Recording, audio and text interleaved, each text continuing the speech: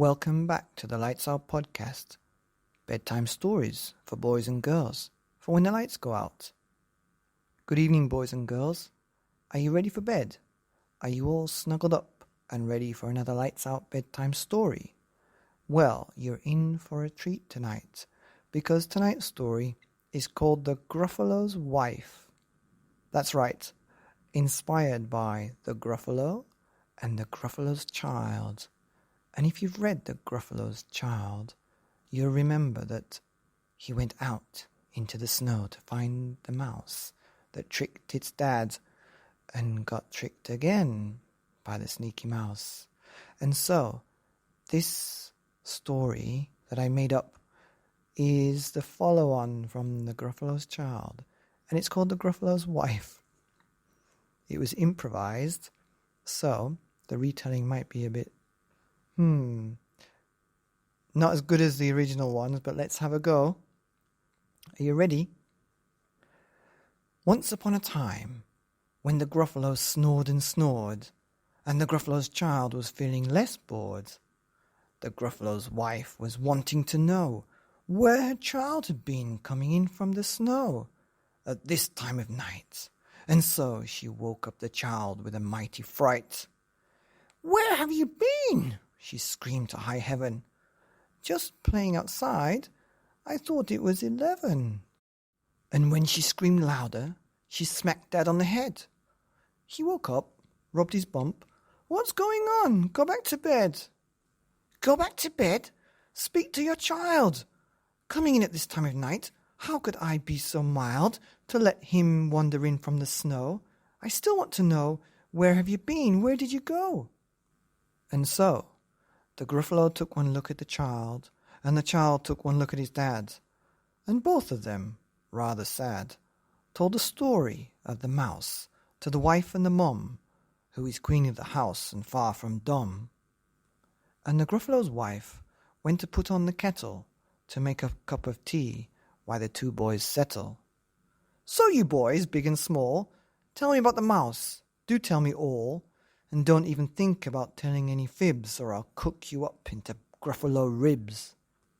Gulp went the Gruffalo, and gulp went the child. "Okay, Mummy. Okay, wife. We'll tell you exactly what happened out there that night. You see, out there in the deep dark woods, there's a big bad mouse who eats anything that looks good. To him at least, because I heard he likes to eat Gruffalo feast." "That's right, Mummy. He's terribly fearsome. He's got bigger and more terrible tusks than Daddy. He's got bigger, more terrible claws than Daddy.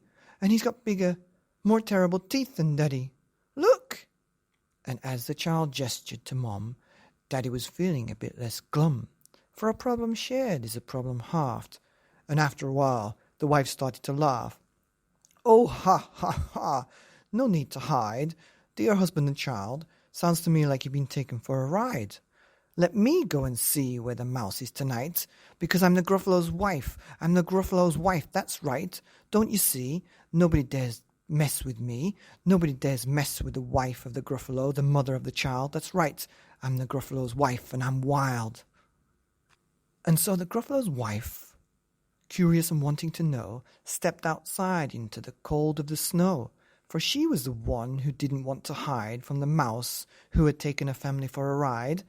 "My family's not stupid, I'll make you see. Everyone's afraid of me, and I'll eat you up like little mouse tea." And so the Gruffalo's wife trudged through the snow, all the while wanting to know, "Who is this mouse who tricked my fam? I'll fry him up like a piece of spam." And then she stopped. "Oh, what could this be? Is that the mouse in front of me?" Indeed, it was the mouse who was trying to spy on the Gruffalo's house. So the Gruffalo's wife started to creep. Although the snow had gotten so cold, the mouse had fallen asleep. The mouse had been so bold as not to hide in any nook or cranny, because he thought all Gruffalos were as weak as his granny. So up to the sleeping mouse, the Gruffalo's wife trudged awfully slow, because she didn't want to wake up the sleeping mouse, who was fast asleep in the snow. "Not you, little mouse.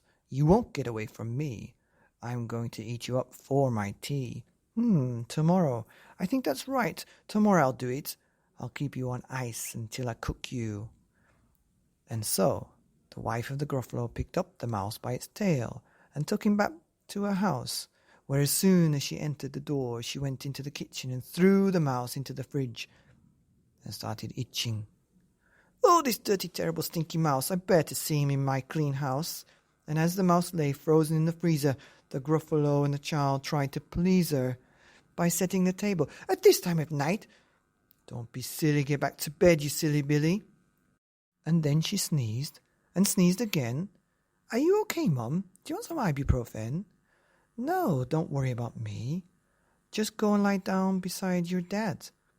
And when we all eat this mouse tomorrow, we'll all be glad. And it's only the mouse that will ever be sad, because nobody's afraid of me. You see, I'm the Gruffalo's wife. I'm the Gruffalo's wife, that's me."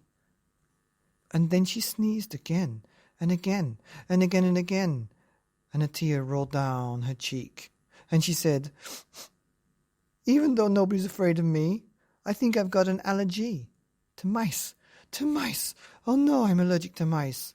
And I thought I was only allergic to lice," said the Gruffalo's wife, as she sneezed again, and again, and again, and again. And then came a knock on the freezer door. "Let me out, or I'll give you some more of the hairs of my back and my chinny chin chin.